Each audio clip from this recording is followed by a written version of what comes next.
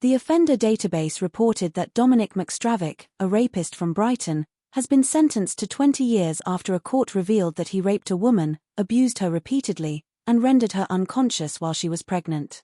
Dominic McStravick asphyxiated her, made death threats, confiscated her mobile device and house keys, and vandalised her residence, including doors, windows, and a television screen.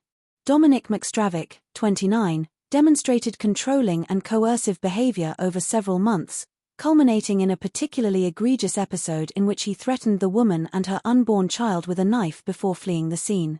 He stayed in his cell rather than appearing at Brighton Crown Court for sentencing by recorder David Brock on Tuesday, January 28. Dominic McStravick, a Whitehawk resident, admitted to participating in coercive and controlling behaviour, making threats to kill, committing assault resulting in actual bodily harm, ABH, perpetrating common assault, theft, and 2 counts of criminal damage. He pleaded not guilty to charges of rape and intentional strangling of a woman in her 30s. Nonetheless, a jury convicted him after a 5-day trial at Hove Crown Court in August. One accusation of assault involved the daughter of the rape victim, while another charge of criminal damage stemmed from a violent confrontation in the police cells on Crowhurst Road, Hollingbury.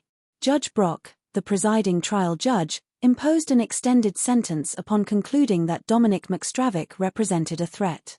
He imposed a 15-year prison term on Dominic McStravick, accompanied by an additional 5 years of supervised release, mandating that he serve a minimum of 10 years in confinement before becoming eligible for parole.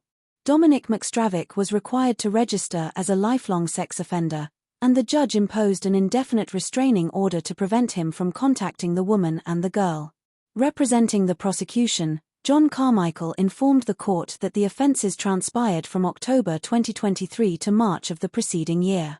On Monday, March 12, law enforcement responded to the woman's defaced property and arrested Dominic McStravick on that same day.